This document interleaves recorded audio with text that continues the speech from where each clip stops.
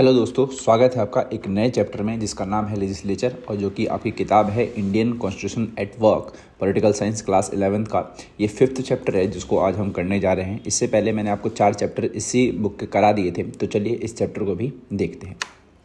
देखिए, सबसे पहले जानते हैं कि लेजिस्लेचर का मतलब क्या होता है। तो देखिए, लेजिस्लेचर की साफ साफ एक ही मीनिंग होती है, एक ऐसी बॉडी जो नियमों को बनाती है। अब जो नियम बनाते हैं वो हमारे भारत में 2 तरीके के होते हैं, यानी कि एक जो नियम बनते हैं वो केंद्र लेवल पर बनते हैं, यानी कि पूरे के पूरे भारत के लिए बनते हैं, और दूसरा जो बनता है आपका वो एक स्टेट लेवल पर बनता है। तो जब केंद्र के लिए कोई नियम बनता है तो वो कौन बनाता है भाई? हमारी पार्लियामेंट बनाती है। और पार्लियामेंट में 3 एक तरीके से डिपार्टमेंट है, आप ये समझिए। एक तो आपका हो गया प्रेसिडेंट और 2 हाउसेस हमारे, यानी कि एक होता है लोकसभा और एक होता है आपका राज्यसभा। तो ये हो जाएगा कि पार्लियामेंट जो आपका है वो एक ऐसी लेजिस्लेचर है जो भारत के लिए कानून बनाती है। दूसरे लेवल पर होता है जब स्टेट लेवल पर कोई नियम बनता है। तो जो स्टेट लेवल पर जब नियम बनता है तो उसको हम क्या बोलते हैं भाई? विधान सभा बोलते हैं। यानी कि हर एक राज्य के लिए हमने अपना लेजिस्लेचर बना रखा है जिसका काम है कि उस राज्य के पर्टिकुलर क्षेत्र के लिए जो नियम बनाएगी वो कौन बनाएगी भाई? वहाँ की विधानसभा बनाएगी। लेकिन वही अगर पूरे भारत की अगर मैं बात करता हूँ तो पूरे भारत के लिए जो नियम बनता है वो कौन बनाता है भाई? जो हमारी पार्लियामेंट है वो बनाती है। अब ये जो दोनों की दोनों चीज़ें आप देख रहे हैं, यानी कि एक आप देख रहे हैं पार्लियामेंट और एक आप देख रहे हैं असेंबली, ये दोनों की दोनों क्या है कि भाई जनता द्वारा ही चुनी जाती है। यानी कि जो पार्लियामेंट के पीपल्स हैं, बेसिकली जो भी नेता हैं, लोकसभा के मेंबर और राज्यसभा के मेंबर भी एक तरीके से इनको जनता तो नहीं चुनती है, लेकिन इनको वही चुनते हैं जो राज्य में जिन लोगों को चुना जाता है वही लोग चुन करके ही आते हैं यहाँ पर। और ऐसे ही जो असेंबली के मेंबर होते हैं इनको भी जनता चुनती है। तो जनता द्वारा जो चुने गए नेता हैं वही एक तरीके से पार्लियामेंट में जाते हैं या फिर असेंबली में जाते हैं, और वहाँ पर वो उन्हीं का रिप्रेजेंटेशन करते हैं और उनके हिसाब से ही, यानी उन जनता के हिसाब से ही क्या बनते हैं भाई? नियम बनते हैं। नॉर्मल सी बात है कि बिहार की जनता अपने असेंबली में जिन नेताओं को चुन करके भेजेगी वही नेता क्या करेंगे? उनके बिहाफ पर वहाँ पर काम करेंगे। ठीक इसी प्रकार से जिस जनता ने केंद्र में जिसको मौका दिया है सरकार चलाने का, वही क्या करता है भाई? केंद्र में नियमों को बनाता है। तो इस तरीके से आप ये समझिए कि केंद्र के लेवल पर नियम बनाए जाते हैं और इसी तरीके से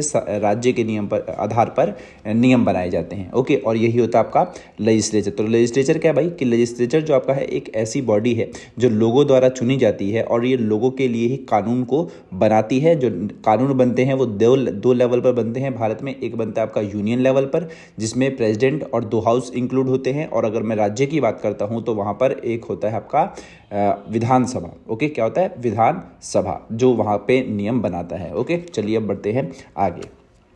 अब बात करते हैं कि जो आपका ये लेजिस्लेचर का एक हिस्सा है, कौन सा वाला भाई?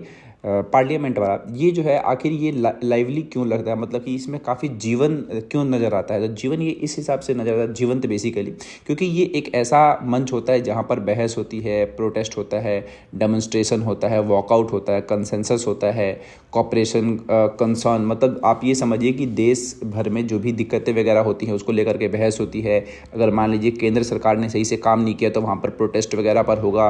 अगर मान लो किसी दूसरी पार्टी के मेंबर्स को जो सरकार चल रही है उसकी बात नहीं सुननी है तो वो वॉकआउट कर लेते हैं। तो इस तरीके से जो भी चीज़ें होती हैं वो लोकसभा में, राज्यसभा में और विधानसभा में भी देखने को मिलती हैं। तो आपने ऐसा बहुत बार देखा भी होगा, वो जो भी टीवी वगैरह में दिखा देते हैं जब न्यूज़ चैनल वगैरह आता है तो ऐसे करके इसमें दिखाता है। जैसे कि यहाँ पर 2 फोटोज़ में आपको नज़र आ रहा होगा कि अलग अलग पार्टी के मेंबर्स हैं लेकिन फिर भी एक दूसरे को सहयोग करते हैं, कभी कभी एक दूसरे के खिलाफ बोलते हैं। तो ये सब चीज़ें ऐसी हैं जिसकी वजह से जो हमारा पार्लियामेंट है वो काफ़ी जीवंत और लोकतांत्रिक नज़र आता है। ठीक है, तो जो हमारा लेजिस्लेचर है वो काफ़ी ज़्यादा एक तरीके से आप ये समझिए इसकी बहुत ही ज़्यादा भूमिका है, काफ़ी ज़्यादा इंपॉर्टेंस है, क्योंकि हमारा जो देश है वो एक डेमोक्रेटिक कंट्री है। ठीक है, और हमारे देश में जो भी सिस्टम चलता है वो पार्लियामेंट्री सिस्टम के हिसाब से ही देश जो हमारा यहाँ पर डेमोक्रेसी को चलाया जाता है। और जो हमारे यहाँ पर जो पार्लियामेंट्री सिस्टम आया है ये हमारे पास ब्रिटिश मॉडल की तरह आया है। जैसे कि आपको मैंने पहले चैप्टर में पढ़ाया था कि जो हमारे भारत में बहुत सारे जो नियम लिए गए हैं वो अलग अलग देशों से लिए गए हैं, तो वैसे ही जो पार्लियामेंट्री सिस्टम है of form of the government वो जो लिया गया वो हमने लिया है ब्रिटिश देश के संविधान से। ओके, तो चलिए अब देखते हैं अगला टॉपिक। अब बात करते हैं types of legislature in India. तो अभी मैंने आपको स्टार्टिंग में ही बताया था कि जो लेजिस्लेचर होता है उसके दो टाइप होते हैं। तो पहला टाइप आपका है parliament at the centre and जो दूसरा है वो है आपका state legislature in the state. तो अब बात करते हैं पहले वाले की। देखिए पार्लियामेंट इन द सेंटर जो आपका होता है ये बेसिकली कौन से लेवल पर होता है भाई, नेशनल लेवल पर या फिर सेंट्रल लेवल पर, जिसमें कौन कौन होता है, प्रेसिडेंट होते हैं, राज्यसभा होते हैं और लोकसभा होते हैं। और ये पूरा मिलकर एक तरीके से किसके लिए नियम बनाएंगे, देश के लिए नियम बनाएंगे। ओके, अब मैं बात करता हूँ state legislature in the state. तो every state has its own legislature, यानी कि हर एक देश के लिए अपना अपना क्या है भाई, विधानमंडल है। तो कुछ राज्य ऐसे हैं भारत में जहाँ पर जो लेजिस्लेचर है वो दो तरीके का होता है, तो बाई कैमरल होगा और या तो यूनिकैमरल होगा। यूनिकैमरल का मतलब वहाँ पर एक ही सदन होता है, एक ही हाउस होता है। जैसे कि देखिए पूरे के पूरे देश में जो हमारी पार्लियामेंट है यहाँ पर दो हाउस है, लोकसभा और राज्यसभा। ठीक इसी प्रकार से कुछ राज्य ऐसे हैं ना जहाँ पर क्या होता है कि दो हाउस बने होते हैं, और बहुत सारे राज्य ऐसे हैं जहाँ पर एक ही हाउस होता है। तो आगे आपको समझाऊंगा कि आखिर ये दो हाउस वाले कौन से राज्य हैं और एक हाउस वाला कौन सा राज्य है।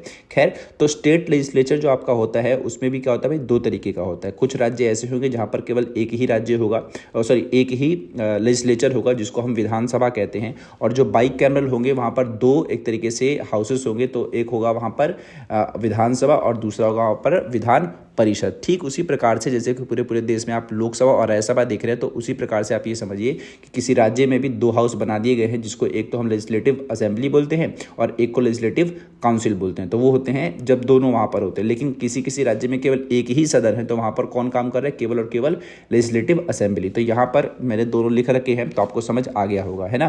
तो यूनिकैमरल कौन से होंगे, जहाँ पर एक ही हाउस काम करता है, और बाई कैमरल कौन सा होगा, जहाँ पर दो हाउस होंगे। कौन कौन से भाई, लेजिस्लेटिव भी देखने को मिलेगा और लेजिस्लेटिव काउंसिल भी देखने को मिलेगा, यानी बेसिकली असेंबली भी देखने को मिलेगी और काउंसिल भी वहाँ पर देखने को मिलेगा। तो यही आपका होता है types of legislature in India. Okay, चलिए अब बात करते हैं comparison between the Lok Sabha and the Rajya Sabha की। तो अगर लोकसभा और राज्यसभा के भीतर अगर आपको कंपैरिजन करने का कभी भी अगर क्वेश्चन आता है, तो आपको हमेशा ध्यान रखना है कि कंपैरिजन वाले क्वेश्चन को हमेशा एक बॉक्स टाइप बना करके ही एक तरफ लोकसभा एंड देन एक तरफ राज्यसभा रख करके ही उसको करना चाहिए, ठीक है। तो लोकसभा जो आपका होता है ये टेम्परेरी हाउस होता है, क्योंकि यहाँ पर जो सरकार बनती है वो कभी भी गिर सकती है। जैसे कि मान लीजिए अभी जो मोदी गवर्नमेंट है, मोदी गवर्नमेंट को 5 साल के लिए चूज़ किया गया है, बट ऐसा हो सकता है कि अगर मान लो कुछ नेता ऐसे हैं जो उनकी पार्टी से निकल जाते हैं, तो नॉर्मल सी बात है वो सरकार गिर जाएगी, यानी कि 5 साल अपना जो टर्म है वो पूरा नहीं कर पाएगी। इसीलिए इसको टेम्परेरी हाउस कहा जाता है। लेकिन अगर मैं राज्यसभा की बात करूँ तो यहाँ से कोई सरकार नहीं बनती है, ठीक है। तो ये जो आपका है वो परमानेंट हाउस है,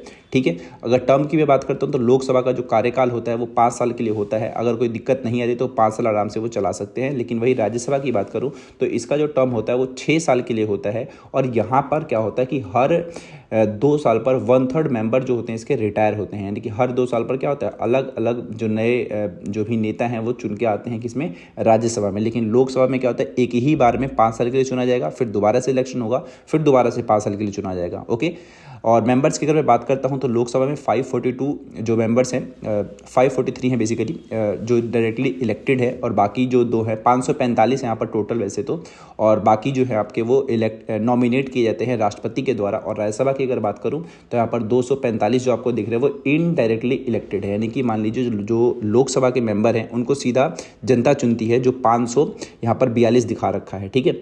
और जो यहाँ पर 245 इनडायरेक्टली लिखा हुआ है, यहाँ पर हम लोग नहीं चुनते हैं। इसमें से 238 तो राज्य से चुन करके आते हैं, जिसको लोगों ने सीधा नहीं चुना है।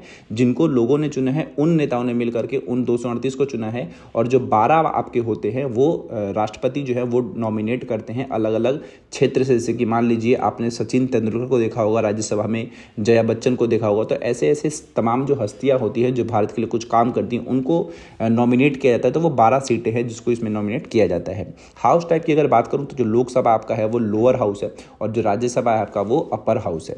रोल की बात करें तो ये जो है वो गवर्नमेंट फॉर्म करते हैं, लॉज पास करते हैं, और जो भी फाइनेंस का जो भी कंट्रोल होता है वो लोकसभा के पास होता है। वही राज्यसभा की बात करूं तो ये बिल को रिव्यूज करते हैं और स्टेट को रिप्रेजेंट करते हैं। क्योंकि कभी कभी आपने देखा होगा कि लोकसभा की मान लीजिए किसी भी राज्य में क्या होता है कि जो लोकसभा की सारी सीटें जो होती है ना वो केंद्र सरकार को दे दी जाती है, लेकिन राज्य में जो सरकार होती है वो किसी दूसरी पार्टी की होती है। जैसे कि मान लीजिए जो कर्नाटक आपका है, कर्नाटक में आप ऐसा देखेंगे कि कर्नाटक में जो सरकार है वो कांग्रेस की है, ठीक है, लेकिन वो असेंबली की है। लेकिन अगर वहाँ पे लोकसभा के इलेक्शन होते हैं तो वहाँ की सारी सीटें मोदी गवर्नमेंट को चली जाती है, बीजेपी को चली जाती है। तो यहाँ पर आपने क्या देखा कि भाई जो वहाँ के लोग हैं वो लोकसभा में तो मोदी को पसंद करते हैं, लेकिन अपने राज्य में वहाँ पर कांग्रेस को पसंद करते हैं। तो ऐसी स्थिति में लोकसभा में जो मेंबर्स आएंगे वो बीजेपी के आ जाएंगे, लेकिन राज्यसभा में किसके मेंबर आएंगे, वो कांग्रेस पार्टी के आएंगे, क्योंकि वहां पर कांग्रेस पार्टी जो आपकी है वो पूरे के पूरे राज्य में है। तो वो लोग क्या करेंगे, अपने तरफ से ही कुछ नेता को चूज करके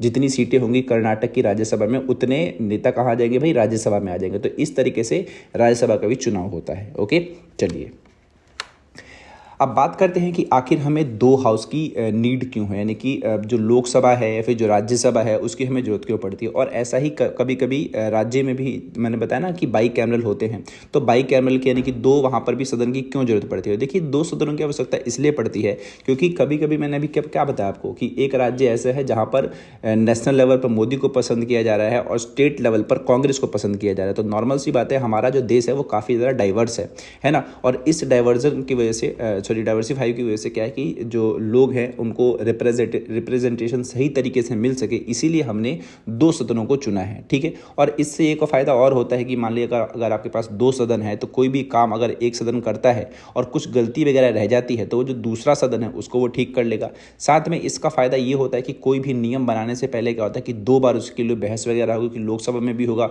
फिर राज्यसभा में भी होगा। और साथ में इसका एक फ़ायदा और है कि अगर एक ही हाउस बनाएंगे तो वो अपनी मनमर्जी करेगा। तो इसलिए भी हमने क्या किया, हमने दो हाउस चूज करे पार्लियामेंट के लिए, यानी कि लोकसभा और राज्यसभा। और ठीक इसी प्रकार से कुछ राज्य ऐसे हैं जहां पर बाई कैमरल है, यानी कि वहां पर भी असेंबली होती है और स्टेट काउंसिल होती है। ओके, तो हमने दो हाउस क्यों चूज किया, आपको समझ आ गया होगा। इसको आप इस तरीके से समझिए कि मान लीजिए कि आपको कोई काम मिला करने के लिए और आपने उस काम को कर दिया, ठीक है। अब इस काम को जब आपने कर दिया तो उसी काम को कोई और बंदा अगर वो चेक कर रहा है तो इससे क्या फायदा होगा कि आपकी जो गलतियां होंगी ना वो बंदा वो चेक कर लेगा, है ना। तो यहाँ पर दो बार मौका मिल गया उस काम को ठीक तरीके से चेक करने का। तो उसी प्रकार से देश को चलाने के लिए, राज्य को चलाने के लिए हमें क्या है, दो हाउसेस की जरूरत है। और इसीलिए हमने क्या किया, दो अलग अलग हाउस को चूज किया अपने भारत के पार्लियामेंट में। ओके, चलिए अब बात करते हैं major function of the parliament की। तो जो हमारी संसद है, जो भी पार्लियामेंट है, इसके प्रमुख कार्य क्या हैं। तो पहला काम तो इसका यही है, पूरे के पूरे देश के लिए नियम बनाने की। पार्लियामेंट फ्रेम्स लॉज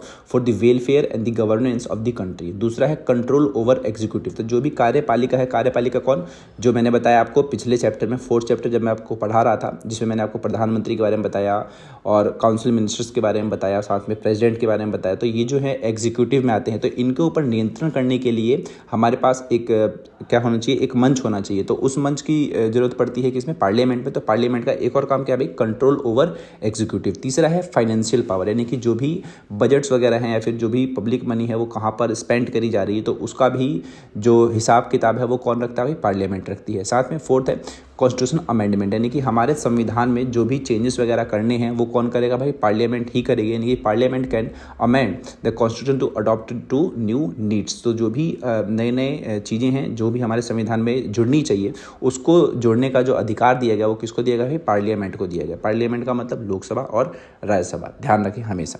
5वां क्या है, डिबेट एंड डी रिप्रेजेंटेशन, यानी कि it acts as a platform where people's issue are raise and discuss. तो नॉर्मल सी बात है, मैंने बताया आपको कि देश में कुछ भी घटना घटती है तो उसको वहाँ पर डिबेट वगैरह के जरिए वहाँ पर सॉल्व करने की कोशिश करी जाती है। सरकार से जवाब मांगा जाता है कि भाई आपने ऐसा किया तो वो क्यों किया। जैसे कि मान लीजिए कोई पुल बना और पुल टूट गया और पुल बनाया गया था भाई केंद्र सरकार के जरिए, तो नॉर्मल सी बात है, संसद में बहस होगी, संसद से जवाब मांगा जाएगा कि भाई आपने ऐसा कैसे कर दिया, अगर आपने किया तो फिर मुआवजा दो, ऐसा करके। तो जो भी ये सब चीज़ें होती हैं वो कहाँ पर होती है भाई, पार्लियामेंट में होती है। तो अगर संसद के प्रमुख कार्य पूछे जाएँ तो आप ये 5 लिख सकते हैं। ओके, चलिए अब बात करते हैं qualification to become member of the Rajya Sabha and the Lok Sabha. तो अगर आपको राज्यसभा या फिर लोकसभा का मेंबर बनना है तो आपके पास क्या क्वालिफिकेशन होनी चाहिए वो देखते हैं। तो सबसे पहले देखते हैं राज्यसभा का। तो राज्यसभा के लिए अगर आपको मतलब क्वालिफाई करना है बेसिकली, तो आप पहले तो भारत के नागरिक होने चाहिए। सेम ऐसा ही लोकसभा में ही है कि यानी कि आपको भी भारत का नागरिक होना चाहिए, यानी कि दोनों में एक ही चीज़ है, भारत के नागरिक। मिनिमम एज जो होती है राज्यसभा का मेंबर बनने के लिए वो 30 साल की उम्र होती है, लेकिन वही लोकसभा की बात करूँ तो वहाँ पर होते हैं 25 साल की उम्र। दूसरा, जो जो राज्यसभा का जो इलेक्शन होता है वो single transferable proportional representative system के हिसाब से होता है। यानी कि देखिए इसमें होता क्या है ना कि एक जो राज्य है, अब वो जो राज्य है वहाँ पर क्या होगा कि मान लीजिए 5 सीटें ऐसी होंगी जो राज्यसभा की होंगी। कितनी? 5 सीटें हैं जो राज्यसभा की हैं। तो वहाँ पर जो लोग हैं वो वहाँ पर चूज़ नहीं करेंगे। जिन लोगों ने वहाँ की सरकार को चूज़ कर रखा है, जैसे कि मान लीजिए दिल्ली है, दिल्ली में भी किसी सरकार है, अभी बीजेपी की सरकार है, और बीजेपी ने मान लीजिए 70 में से 35 सीटें ला रखी है, और 35 नहीं 40 सीटें ला रखी हैं, और बाकी सीटें आम आदमी पार्टी ने ला रखी हैं। तो 40 सीटें तो बीजेपी के पास है, लेकिन बाकी जो सीटें हैं वो किसके पास है? आम आदमी पार्टी के पास है। तो यहाँ पर जब दिल्ली की जो मान लीजिए कि दिल्ली की राज्यसभा की कितनी सीटें हैं? 5 सीटें हैं। तो 5 की 5 बीजेपी को नहीं मिलेगी, यहाँ पर 3 मिलेंगी बीजेपी को और 2 मिल जाएंगी यहाँ पर आम आदमी पार्टी को। तो इस तरीके से यहाँ पर राज्यसभा के जो इलेक्शन होते हैं वो एक तरीके से वहाँ के जो मेंबर्स होते हैं वो राज्यसभा में भेजे जाते हैं। ठीक है, यहाँ पर हम सीधा राज्यसभा के मेंबर्स का चुनाव नहीं करते हैं। हमेशा की बात ध्यान रखें कि राज्यसभा के मेंबर्स का चुनाव कौन करता है? जिन नेताओं को हमने चूज़ करा है वही नेता क्या करते हैं? राज्यसभा के मेंबर में के इलेक्शन में हिस्सा लेते हैं। ओके, लोकसभा की बात करूँ तो यहाँ पर हम सीधा डायरेक्टली इलेक्टेड बाय पीपल, यानी कि हम सीधा अपने नेता को चूज़ करके भेजते हैं। जैसे कि मान लीजिए नरेंद्र मोदी हैं, तो नरेंद्र मोदी जो है वो बनारस से जीत करके आते हैं, तो सीधा बनारस की जनता ने उनको वोट किया और वहाँ से जीत करके आए। ओके, अगला बात करो राज्यसभा की जो क्वालिफिकेशन चाहिए, तो name registered in any parliament constitution as per the representation of people act 1951, और सेम ऐसा ही इसके अंदर भी है, नेम रजिस्टर्ड होना चाहिए आपका पार्लियामेंट्री कॉन्स्टिट्यूंसी में, जो कि as per the representation of people act 1951। तो जो ये एक्ट है इसके हिसाब से आपका जो नाम है रजिस्टर्ड होना चाहिए, उसके हिसाब से ही आपको यहाँ पर क्वालिफिकेशन मिलेगी। साथ में जो दोनों में एक चीज़ है कि जो भी व्यक्ति लोकसभा या फिर राज्यसभा का मेंबर बनना चाहिए बनता है, वो ना ही पागलपन होना चाहिए, ना ही उसको पागलपन होना चाहिए, और ना ही वो दिवालियापन, यानी कि बैंकरप्सी जो भी कहते हैं, जिसको दिवालिया कहते हैं बेसिकली वो, और साथ में ही कोई उसके पास सरकारी पद नहीं होना चाहिए। तो ये आप बता सकते हैं लोकसभा के मेंबर्स के बनने के लिए क्वालिफिकेशन। तो ये क्वेश्चन अगर आपका आता है तो सेम आपको इसी टाइप से इसको भी एक तरीके से बताना है, यानी कि एक बॉक्स और दोनों का कंपैरिजन। तो हमेशा ध्यान रखें कि कंपैरिजन वाले जितने भी क्वेश्चन होते हैं उसमें आपको एक दूसरे कंपैरिजन करने के लिए हमेशा आप बॉक्स का इस्तेमाल करें। ठीक है, चलिए अब बात करते हैं powers of the Rajya Sabha versus Lok Sabha. तो राज्यसभा और लोकसभा के जो भी अधिकार हैं उसकी हम बात करते हैं। तो यहाँ पर अलग अलग टाइप्स की पावर दे रखी है, और साथ में राज्यसभा है और लोकसभा है, तो दोनों को देखते हैं। तो अगर बात करें लेजिस्लेटिव पावर की, तो राज्यसभा के पास जो है वो बिल को डिले कर सकती है और जो भी अमेंडमेंट है उसको सजेस्ट कर सकती है, लेकिन वो मनी बिल को रिजेक्ट नहीं कर सकती। तो जो भी मनी बिल होता है उसके ऊपर सबसे जो पावर जो होती है वो लोकसभा की पास होती है। ठीक है, तो मनी बिल का कभी भी मुद्दा अगर आता है तो लोकसभा के पास ज़्यादा पावर होती है, वो कुछ भी कह सकती है किसी भी बिल को लेकर के, और मनी बिल को लेकर तो खास करके। ठीक है, तो मनी बिल एक ऐसा है, मनी बिल बेसिकली ऐसा बिल, यानी कि एक ऐसा विधेयक या फिर एक ऐसा नियम जो पास होने जा रहा है जो पैसे से जुड़ा हुआ है, उसी को हम बोलते हैं लोकसभा, उसी को बोलते हैं हम मनी बिल। ओके, तो अगर ये बिल आता है आपका, तो लोकसभा जो आपका है वही उसके पास फाइनल वर्डिक्ट होता है। राज्यसभा के पास उतनी पावर नहीं होती है मनी बिल को लेकर के, वो केवल कुछ बिल्स को डिले वगैरह कर सकती है, या फिर मान लीजिए अगर मनी बिल इसके पास आता है तो वो इसकी में कोई अमेंडमेंट वगैरह सजेस्ट कर सकती है, लेकिन इसको रिजेक्ट नहीं कर सकती, लेकिन वही लोकसभा कर सकती है। फाइनेंशियल पावर की बात करूं तो राज्यसभा कैन नॉट इंट्रोड्यूस और रिजेक्ट मनी बिल। वही बात आ गई यहाँ पर कि जो फाइनेंशियल पावर है राज्यसभा के पास बिल्कुल भी नहीं है, लेकिन लोकसभा के पास है, यानी कि ये मनी बिल को कंट्रोल कर सकती है, और जो भी बजट वगैरह होता है वो कौन लेकर के आता है? लोकसभा ही लेकर के आती है। ओके, कंट्रोल ओवर एग्जीक्यूटिव, तो can question and discuss but no power to dismiss government. तो इनके पास क्या होता है कि एग्जीक्यूटिव के पास के ऊपर अधिकार, तो ये मतलब एक तरीके से क्वेश्चन वगैरह पूछ सकते हैं, सवाल जवाब कर सकते हैं, लेकिन सरकार को नहीं हटा सकते। कौन भाई? राज्यसभा। यानी कि मान लीजिए जो मोदी गवर्नमेंट है, उस मोदी गवर्नमेंट से सवाल वगैरह किया जा सकता है राज्यसभा के मेंबर्स द्वारा, लेकिन उस सरकार को हटा नहीं सकते। लेकिन लोकसभा के पास इतनी पावर है कि वो नो कॉन्फिडेंस मोशन ला करके जो सरकार है उसको हटा सकती है। ठीक है, उसके लिए अलग मतलब मेंबर्स चाहिए होते, ज़्यादा मेंबर्स चाहिए होते तो आप हटा सकते हैं। तो ऐसी पावर किसके पास है भाई? लोकसभा के पास है, लेकिन राज्यसभा के पास ऐसी कोई पावर नहीं है। इलेक्टोरल पावर की बात करूँ तो राज्यसभा के जो मेंबर होते हैं वो अपने वाइस प्रेसिडेंट ऑफ इंडिया को चूज करते हैं, लेकिन वही लोकसभा के मेंबर्स की बात करूं तो वो प्रेसिडेंट ऑफ इंडिया को चूज करते हैं। ठीक है, और कॉन्स्टिट्यूशनल अमेंडमेंट की बात करूं तो पार्टिसिपेट इन अमेंडमेंट प्रोसेस, तो कोई भी संविधान में संशोधन होता है तो उसमें इनका आना अनिवार्य होता है। सेम ऐसा ही दोनों में, क्योंकि कोई भी संविधान में बदलाव करना है आपको तो लोकसभा राज्यसभा दोनों से ही वो बिल पास होनी चाहिए, है ना। तो दोनों में से किसी ने भी बना कर दिया तो वो पास नहीं हो सकता, ऐसा नियम है। तो यहाँ पर जो कॉन्स्टिट्यूशनल अमेंडमेंट है, दोनों की पावर यहाँ पर सेम है ना। यानी कि मान लीजिए लोकसभा ने कोई नियम पास किया और राज्यसभा ने मना कर दिया, नॉर्मल सी बात है वो पास नहीं होगा, तो दोनों के पास सेम पावर है। इमरजेंसी पावर की बात करूँ तो भाई approve proclamation of the emergency, same power इसके पास भी है, इमरजेंसी को एक तरीके से अप्रूव करते हैं। और टर्म्स एंड कंटिन्यूटी की बात करूँ तो जो आपका राज्यसभा है वो एक परमानेंट हाउस है जिसके एवरी 2 ईयर्स 1/3 मेंबर जो होते हैं इसके हमेशा जो वो रिटायर होते हैं हर 2 साल में। और वही बात करूँ लोकसभा की तो हर 5 साल में ये डिसॉल्व होती है, और या तो उससे पहले भी हो सकती है। तो कभी कभी ऐसा भी देखा जाता है कि इसकी जो सरकार के जो टर्म है 5 साल का, वो 5 साल ना होकर के बीच में ही चले जाना होता है। तो ऐसे भारत में बहुत बार ऐसा हुआ है कि सरकारें चुनी तो गई हैं 5 साल के लिए, लेकिन उन्होंने अपना जो कार्यकाल है वो पूरा नहीं किया। और कारण क्या बताया मैंने आपको, देखो यहाँ पर जो कंट्रोल ओवर एग्जीक्यूटिव है ना, नो कॉन्फिडेंस मोशन, यही वहाँ पर आता है और सरकार हट जाती है। तो लोकसभा में ऐसा है कि लोकसभा जो आपका है वो परमानेंट हाउस नहीं है, नॉन परमानेंट है, लेकिन जो राज्यसभा है वो एक परमानेंट हाउस है। कारण क्या है भाई कि देश में अगर सरकार दोनों गिर जाएगी तो सरकार चलाएगा कौन, तो इसीलिए भी ऐसा करा गया है। ठीक है, तो चलिए अब बढ़ते हैं आगे। अब बात करते हैं प्रोसीजर फॉर मेकिंग लॉज। तो आखिर जो लॉज होते हैं वो बनते कैसे हैं। तो हमेशा एक बात ध्यान रखें कि लॉज बनने से पहले जो ड्राफ्ट आपका होता है वो बिल कहलाता है। ठीक है, तो जो भी इंट्रोड्यूस करा गया है, जो भी जिसको भी प्रेजेंटेड लॉ है बेसिकली, उसको हम क्या बोलते हैं, बिल बोलते हैं, और हिंदी में इसको विधेयक बोलते हैं।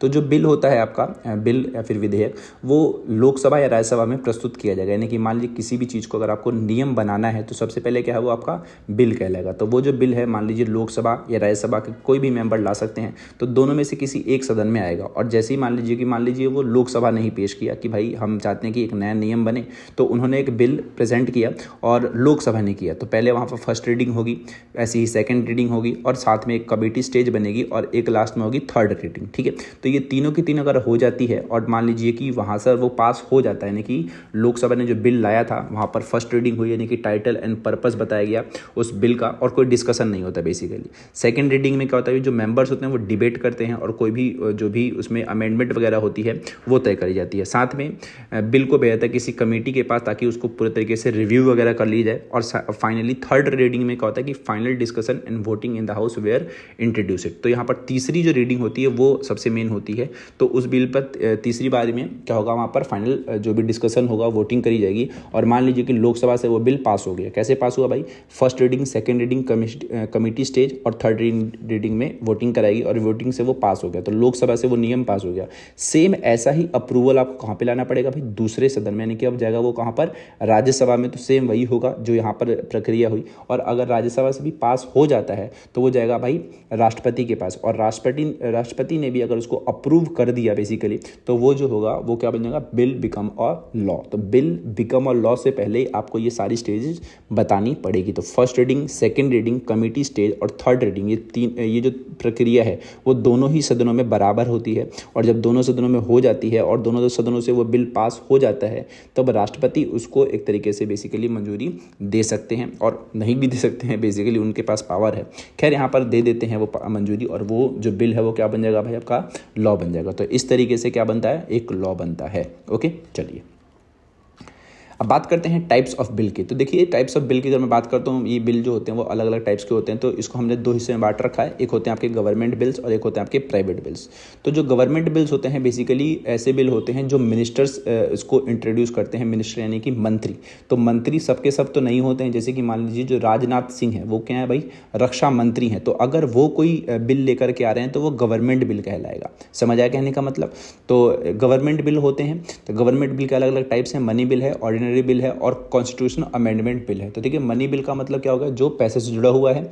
और ऑर्डिनरी बिल कोई भी साधारण सा बिल हो सकता है, मतलब जिसको नियम बनाना होगा। और तीसरा कौन सा बताना भाई, कॉन्स्टिट्यूशन अमेंडमेंट, यानी कि अगर आपको संविधान में कोई बदलाव करना है और उससे जुड़ा हुआ कोई बिल आया है तो वो आपका कॉन्स्टिट्यूशन अमेंडमेंट बिल कहलाएगा। ठीक है, तो ये जो दोनों बिल हैं यहाँ पर, ऑर्डिनरी और कॉन्स्टिट्यूशन अमेंडमेंट, ये दोनों के दोनों में सेम ही होते हैं। यानी कि इसको कोई प्राइवेट मेंबर भी ला सकता है बेसिकली, यानी कि कोई ऐसा व्यक्ति नहीं, कोई मेंबर जो पार्लियामेंट का मेंबर है बेसिकली, उसको हम कहते हैं प्राइवेट बिल। यानी कि मान लीजिए कोई नेता है और वो कोई मिनिस्टर नहीं है बेसिकली। तो मैं किसका एग्जांपल दूं यहाँ पर, मान लीजिए जो समाजवादी पार्टी के हैं अखिलेश यादव।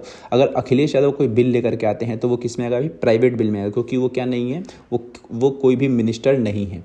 ठीक है। तो अगर कोई मिनिस्टर नहीं है और वो कोई बिल लेकर के आता तो उसको हम क्या बोलते हैं भाई, प्राइवेट बिल बोलते हैं। लेकिन वही कोई मिनिस्टर बिल लेकर के आता है तो उसको हम क्या बोलते हैं, गवर्नमेंट बिल बोलते हैं। क्योंकि मिनिस्टर जो आपका होता है वो सीधा सरकार से जुड़ा होता है, लेकिन जो पार्लियामेंट का बाकी मेंबर्स होते हैं वो सीधे सरकार से नहीं जुड़े होते। क्योंकि सरकार किसकी है, अभी बीजेपी की सरकार है, राजनाथ सिंह किसके हैं भाई, बीजेपी पार्टी के हैं। नॉर्मल सी बात है। तो आपको यहाँ पर डिफरेंस समझना पड़ेगा कि जो सरकार के साथ के मंत्री हैं उनको हम क्या बोलते हैं, एक तरीके से मिनिस्टर बोलते हैं। हालांकि सबको नहीं बोलते हैं, जिनको मिनिस्टर का पद दिया गया है केवल उन्हीं को बोला जाता है। तो सब के सब मिनिस्टर नहीं होते हैं जो भी बीजेपी में हैं। ओके, तो ये होते हैं आपके टाइप्स ऑफ बिल, यानी कि गवर्नमेंट बिल और प्राइवेट बिल आप बता देंगे, ठीक है। और गवर्नमेंट बिल ही बेसिकली गवर्नमेंट बिल जो होता है उसी में ही मनी बिल होता है। क्योंकि जो भी बजट वगैरह आप देखते हैं वो कौन लेकर के आता है, वो जो जिसकी सरकार होती है वही लेकर के आती है। तो money bill it's also a government bill. Okay, और सेम ऐसा ही दोनों में होता है, ठीक है। एक और बात, मनी बिल कोई मेंबर ऑफ पार्लियामेंट नहीं लाता है। मनी बिल कौन लेकर के आएगा भाई, मिनिस्टर्स ही लेकर के आते हैं, ठीक है। तो ये होते हैं हमारे टाइप्स ऑफ बिल्स, यानी कि विधेयक के प्रकार। चलिए अब बढ़ते हैं आगे। अब बात करते हैं मीन्स ऑफ पार्लियामेंट्री कंट्रोल। तो देखिए जो पार्लियामेंट है बेसिकली संसद को नियंत्रण के तरीके, यानी कि नियंत्रण करने का मतलब यही है कि वहाँ पर कोई भी जो सरकार है वो अपनी मनमानी ना करे। तो इसको रोकने का तरीका क्या है, फिर उनके ऊपर नियंत्रण का तरीका क्या है। तो वहाँ पर डिबेट एंड डिस्कशन होते रहते हैं, question hour, 0 hour, adjournment motion. तो ऐसे करके बहुत सारे नियम होते हैं जिसमें जो भी मंत्री वगैरह हैं उनको जवाब देना ही पड़ता है, वो उससे भाग नहीं सकते, ठीक है। उनको पहले पूछ लिया जाता है कि आपको ये सब जवाब देना है, तो उसके हिसाब से तैयारी करके आते हैं, बाद में वो जवाब देते हैं। तो ऐसे करके डिबेट एंड डिस्कशन होते रहते हैं। साथ में जो पार्लियामेंट है वहाँ पर acceptance and the reaction of the law सबको अलाउ है, यानी कि लोकसभा में जो भी मेंबर्स हैं उनके पास ये पूरी पावर होती है कि वो किसी भी नियम को एक्सेप्ट कर सकते हैं, रिजेक्ट कर सकते हैं। तो यहाँ पर एक तरीके से संसद पर नियंत्रण का तरीका है ये, मतलब संसद के भीतर जो भी अलग अलग पार्टी के मेंबर्स हैं उनके पास कौन कौन सी पावर्स आप ये समझ लीजिए। साथ में जो संसद है वहाँ पर फाइनेंशियल कंट्रोल होता है, और साथ में संसद को और सबसे बढ़िया जो वहाँ पर पावर है वो है नो कॉन्फिडेंस मोशन। अब मान लीजिए जो लोकसभा है उस लोकसभा में जो प्रधानमंत्री मोदी हैं वो सबसे बड़ी हैसियत वाले वहाँ पर नेता हैं, ठीक है। लेकिन उनको भी हटाने की पावर है किसके पास, नो कॉन्फिडेंस मोशन के पास। तो no confidence motion it's also एक तरीके से आप इसको ब्रह्मास्त्र कह सकते हैं कि मान लीजिए नरेंद्र मोदी आ नहीं रहे हैं, ठीक है, या फिर सवालों के जवाब नहीं दे रहे हैं और जो अपोजिशन है वो डिस्कशन चाहता है, तो वो बोलेगा भाई कि जो नए प्रधानमंत्री हैं उनको आना पड़ेगा, और मान लो वो फिर भी नहीं आते हैं तो आप ये समझिए कि वहाँ पर नो कॉन्फिडेंस मोशन ला दिया जाएगा। और वहाँ पर लाने के बाद वहाँ पर वोटिंग कराई जाती है कि भाई सरकार के पक्ष में कौन है, उसके विपक्ष में कौन है। तो इस तरीके से नो कॉन्फिडेंस मोशन आता है। और मान लीजिए कि सरकार के पक्ष के बंदे कम पड़ गए तो वहाँ पर सरकार गिर जाती है, ठीक है। तो इस तरीके से आप ये समझिए कि पार्लियामेंट को कंट्रोल किया जाता है, और भी बहुत सारे तरीके होते हैं, तो आप ये भी इसमें लिख सकते हैं, ठीक है। चलिए अब आगे देखते हैं आगे कौन सा टॉपिक है। अब बात करते हैं पार्लियामेंट्री कमेटीज़ की। तो देखिए पार्लियामेंट में बहुत सारी कमेटियां होती हैं जिनका काम होता है जो भी डेली वर्क होता है बेसिकली लेजिस्लेटिव से जुड़ा हुआ, उसको डिस्कस वगैरह करना, उसको ऊपर ध्यान रखना, जो भी एडमिनिस्ट्रेशन पावर होता है सुपरवाइज करने की, वो जो होता है वो इन्हीं कमेटीज़ के पास होता है। तो ऐसी करके बहुत सारी कमेटीज़ हैं जो बनाई जाती हैं, public accounts committee, estimate committee, public undertaking committee. इसके बारे में आपसे ज़्यादा कुछ नहीं पूछा जाएगा, बस आपको बस पता होना चाहिए, या फिर इसके पास आपके पास इसकी डेफिनेशन होनी चाहिए, यानी कि committees a form to handle legislative and daily work, they discuss matters and supervise administration. Basically इन कमेटीज़ को बनाने का जो मेन उद्देश्य यही होता है कि जो भी सरकार है वो सही तरीके से पैसे खर्च कर रही है कि नहीं कर रही है, जो भी पैसे हमारे पास है उसको हम एफिशिएंटली तरीके से कैसे खर्च कर सकते हैं, जो भी रिपोर्ट्स वगैरह है कि भाई सरकार ने कहाँ कहाँ पर पैसा खर्च किया, तो उन सब चीज़ों की जो भी रिपोर्ट वगैरह बनती है वो इन्हीं कमेटीज़ के पास बनती है, ठीक है। तो फाइनेंशियल कमेटी हमारे पास यहाँ पर 3 है, public accounts committee, estimates committee, और एक और कौन सी भाई, पब्लिक अंडरटेकिंग कमेटी। तो ये इन तीनों के काम है जो इन्हीं कमेटीज़ के जो ये करती हैं, ठीक है। चलिए अब बात करते हैं how does parliament control itself. तो जो भी पार्लियामेंट है वो अपने आप को कैसे नियंत्रित करती है। तो देखिए जो पार्लियामेंट है उसमें बहुत सारे नियम वगैरह होते हैं कि किस तरीके से बात करनी है, कहाँ पर बैठना है। अगर जो भी वहाँ के सभापति हैं वो जो भी आपको कह रहे हैं उनको उनकी बात आपको माननी पड़ती है। सभापति बेसिकली जो लोकसभा है उस लोकसभा में अभी के समय पर ओम बिरला जो है वो स्पीकर हैं, आपने देखा भी होगा, ठीक है। तो वो उनके पास सुप्रीम अथॉरिटी होती है, जो सबसे ऊंचाई पर बैठे होते हैं बेसिकली लोकसभा में, तो उनके पास सुप्रीम अथॉरिटी अथॉरिटी है वही अलाउ करते हैं किसको बोलना है किसको नहीं बोलना है, और वही एक तरीके से यहाँ पर बताते हैं कि कोई जो व्यक्ति है अगर उसने दल बदल किया है तो उसको कैसे हटाना है पार्टी से, या फिर उसके ऊपर कोई भी जो है कि 14 दिन के लिए आपको नहीं आना है। जैसे कि हमको क्लास से हटाया जाता है ना कि भाई तुम 1 हफ्ते के लिए स्कूल नहीं आओगे, तुम्हें बाहर निकाल दिया गया। तो ऐसी जो भी पावर्स होती हैं बेसिकली वो किसके पास होती हैं, पार्लियामेंट में सभापति के पास होती हैं, ठीक है। और वही ये सब अलाउ करते हैं कि कौन सही से बोल रहा है कौन गलत बोल रहा है, तो वो उसके ऊपर जो भी नियम वगैरह है उसके हिसाब से दंड वगैरह दिया जा सकता है। दंड जो बेसिकली होता है वो नॉर्मल सा ही होता है, कुछ ऐसा नहीं होता कि जेल भेज देंगे, ठीक है। वो एक तरीके से बर्खास्त करते हैं कि भाई अब 14 दिन के लिए आप नहीं आ सकते। तो इस टाइप से जो चीज़ें होती हैं, तो इसी तरीके से संसद जो है अपने आप को नियंत्रित करती है, ठीक है। ये जो एंटी डिफेक्शन लॉ है इसको मैं अभी थोड़ी देर अगली स्लाइड में बताऊंगा, तो उसमें ज़्यादा अच्छे से बताऊंगा। चलिए अब अगला टॉपिक देखते हैं क्या है। अब बात करते हैं legislature system in Indian states. तो मैंने आपको स्टार्टिंग में बताया था कि जो हमारा भारत है उसमें लेजिस्लेचर के 2 टाइप हैं, एक है आपका पार्लियामेंट वाला और एक आपका स्टेट वाला। तो अब मैं बात करता हूँ स्टेट वाले का। तो देखिए जो सिस्टम ऑफ लेजिस्लेचर होता है अलग अलग स्टेट्स में वो अलग अलग होता है। कुछ स्टेट्स ऐसे होते हैं जो यूनिक कैमरल होते हैं जहाँ पर एक ही हाउस होता है बेसिकली, जिसको एक सदन कहते हैं, और कुछ स्टेट्स ऐसे हैं जो बाई कैमरल होते हैं। तो जो अगर आप ये फोटो देख रहे हैं, इस फोटो में आपको जो भी राज्य दिख रहे हैं वो बाई कैमरल है, बस जम्मू एंड कश्मीर नहीं है। पहले स्टार्टिंग में जब जम्मू कश्मीर भारत का एक राज्य था तब वो बाई कैमरल था, बट उसको हटा करके अभी केंद्र शासित प्रदेश बना दिया गया है, तो अभी वो नहीं है, ठीक है। इसके अलावा बाकी जो भी राज्य आपको देखने को मिल रहे हैं वो क्या है भाई, बाई कैमरल है, ठीक है।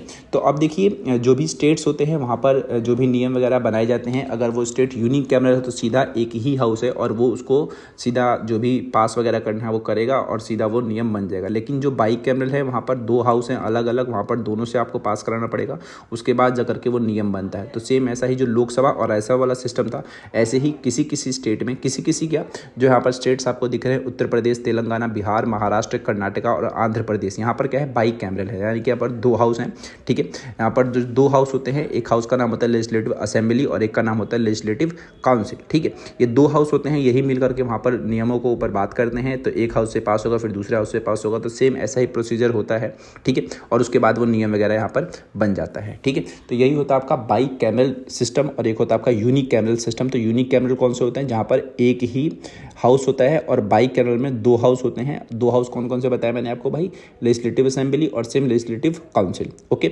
और अगर कोई यूनिक कैमरल स्टेट है तो वहाँ पर केवल एक ही असेंबली होगी जिसका नाम क्या होगा भाई, लेजिस्लेटिव असेंबली, मतलब एक ही हाउस होगा जिसका नाम क्या होगा, लेजिस्लेटिव असेंबली, यानी कि वो लोअर हाउस होगा आपका, ठीक है। तो ये नाम आप ध्यान रखें कौन कौन से स्टेट्स ऐसे हैं जहाँ पर बाई कैमरल लेजिस्लेचर है। तो ये 6 हैं, उत्तर प्रदेश, तेलंगाना, बिहार, महाराष्ट्र, कर्नाटका और आंध्र प्रदेश। जम्मू कश्मीर अब नहीं है क्योंकि अब वो एक केंद्र शासित प्रदेश में तब्दील हो चुका है, ठीक है। चलिए बाकी सभी स्टेट्स जो हैं वो हमारे कौन से हैं, वो यूनिक कैमरल है। चलिए अब बढ़ते हैं आगे। अब बात करते हैं powers of the legislative assembly and legislative council. अब देखिए दोनों की पावर्स भी बता देता हूं मैं आपको। अगर मैं बात करूं लेजिस्लेटिव पावर की यानी कि नियम बनाने की, तो विधायी जो शक्तियां हैं वो दोनों के पास बराबर ही होती हैं। फाइनेंशियल पावर की बात करूं तो दोनों के पास बराबर होती हैं। एग्जीक्यूटिव पावर की बात करूं तो वो भी बराबर होती हैं। लेकिन वही बात करूं इलेक्शन से जुड़ी हुई पावर्स की, तो दोनों के पास बराबर नहीं होती है। सबसे ज़्यादा पावर होती है वो असेंबली के पास होती है, विधानसभा, यानी ये हमारा एक तरीके से लोअर हाउस तो है लेकिन इसके पास ज़्यादा पावर होती है। ऐसे ही जो लोकसभा है वो लोअर हाउस है लेकिन उसके पास ज़्यादा पावर है, ठीक है। और अगर बात करूँ जो भी राज्य का जो भी नियम वगैरह है उसमें कोई बदलाव करना है आपको बेसिकली, तो उसके पास जो सबसे ज़्यादा पावर होती है वो असेंबली के पास होती है, काउंसिल के पास लिमिटेड होती है, ठीक है। तो यही इन दोनों में डिफरेंस है। तो लेजिस्लेटिव, फाइनेंशियल, एग्जीक्यूटिव में क्या है भाई, दोनों के पास बराबर शक्तियां हैं। लेकिन वही इलेक्शन और कॉन्स्टिट्यूशनल अमेंडमेंट पावर की अगर मैं बात करता हूं तो जो लेजिस्लेटिव असेंबली है उसके पास थोड़ी सी ज़्यादा पावर है और जो काउंसिल है उसके पास थोड़ी सी लिमिटेड पावर है, ओके। चलिए बात करते हैं दल बदल की। देखिए दल बदल का मतलब क्या होता है। दल बदल का मतलब होता है कि कोई व्यक्ति मान लीजिए किसी खास चुनाव चिन्ह से चुनाव लड़ता है और उसके ठीक बाद वो अपनी पार्टी को बदल लेता है, तो उसी को हम दल बदल कहते हैं। बेसिकली समझने का तरीका क्या है भाई, कि आपने ऐसा देखा होगा कि बहुत सारे नेता ऐसे होते हैं जो स्टार्टिंग में मान लीजिए कि कांग्रेस पार्टी से चुनाव लड़ रहे हैं और कांग्रेस पार्टी से वो चुनाव जीत भी गए, ठीक है। तो जैसे ही वो कांग्रेस पार्टी से चुनाव जीते उसके कुछ समय बाद क्या करते हैं, फिर कुछ समय बाद 5 महीने बाद 6 महीने बाद क्या करते हैं, उस पार्टी को छोड़ करके अगर वो वो कोई दूसरी पार्टी को अपना लेते हैं, नहीं मान लीजिए उन्होंने बीजेपी को ज्वाइन कर लिया, तो वहाँ पर वो क्या बनेगा भाई, दल बदलने की डिफेक्शन कहेंगे हम इसको, ठीक है। तो एक ही ऐसा ही मतलब था, एक का नाम था गयालाल, हरियाणा के थे। आयाराम गयाराम इनकी वजह से फेमस हुआ क्योंकि उन्होंने 15 दिन के भीतर 3 अलग अलग पार्टियों को बदला था, तो वहाँ पर डिफेक्शन एक तरीके से वहाँ पर कहलाया। और एक बात हमेशा ध्यान रखें कि डिफेक्शन का मतलब क्या होता है कि एक व्यक्ति या फिर एक ऐसा नेता जिसने चुनाव जीता हो, चुनाव जीतने के बाद वो बदल रहा हो, तो उसको हम दल बदल कहेंगे। ऐसे नहीं कि चुनाव भी नहीं जीता और पार्टियां चेंज कर रहा है तो उसको हम दल बदल में कहेंगे। हाँ, उसको कहेंगे लेकिन उसके ऊपर नियम कोई लागू नहीं होगा, ठीक है। अब देखिए इस चीज़ को रोकने के लिए क्या किया गया, एंटी डिफेक्शन लॉ लाया गया। अब ये रोकने के लिए नियम क्यों लाया गया भाई, तो देखो मान लो कि दिल्ली में अभी क्या है कि बीजेपी की सरकार है और ज़्यादा जो भी एक तरीके से नेता हैं वो कौन सी पार्टी के जीते हैं, बीजेपी के जीते हैं। अगर मान लो वो सभी के सभी में से कुछ बंदे क्या करते हैं, जैसे कि मान लो 35 चाहिए होते हैं दिल्ली में सरकार बनाने के लिए, 36 चाहिए होते हैं, और मान लो बीजेपी के पास 40 ही मेंबर्स हैं जिन्होंने सरकार बनाई, उन 40 में से 10 निकल करके आम आदमी पार्टी में चले गए मान लो, तो यहाँ पर सरकार उनकी गिर जाएगी, है ना। तो ऐसी स्थिति में क्या होगी, दिल्ली की जनता ने तो बीजेपी को जिताया था, है ना, लेकिन यहाँ पर हुआ क्या कि भाई उन लोगों ने अपनी पार्टी चेंज करके आम आदमी पार्टी में वो चले गए। तो ऐसी चीज़ से रोकने के लिए ही इस नियम को लाया गया जिसको बोलते हैं एंटी डिफेक्शन लॉ, जो कि आपका 52nd अमेंडमेंट है, जो कि 1985 में आया था। और ये जो है वहाँ का जो भी स्पीकर होता है वो इसको प्रूव करेगा, और ऐसा पाया जाता है तो उसको डिस्क्वालीफाई कर दिया जाता है कि भाई ये कोई भी पॉलिटिकल पोस्ट अब होल्ड नहीं कर सकता, ठीक है। तो इसी दल बदल को रोकने के लिए ही एंटी डिफेक्शन लॉ को लाया गया था 1985 में। तो हमेशा ध्यान रखें कि दल बदल का मतलब और दल बदल विरोधी कानून का मतलब क्या होता है, ठीक है। चलिए, खैर हमारा चैप्टर यहाँ पर कंप्लीट हो गया और आशा करता हूँ कि अब मैं आपसे अगले चैप्टर में मिलूँगा। और ये चैप्टर हमने काफ़ी बेहतरीन तरीके से समझा है, और अगर आपको भी ये चैप्टर बेहतरीन तरीके से समझ आ गया तो आप कमेंट में कुछ भी लिख सकते हैं कि हाँ भाई समझ में आ गया, और साथ में चैनल के साथ जुड़ सकते हैं। और मिलते हैं फिर अब हम अगली वीडियो में, तब तक के लिए goodbye, tata, see you.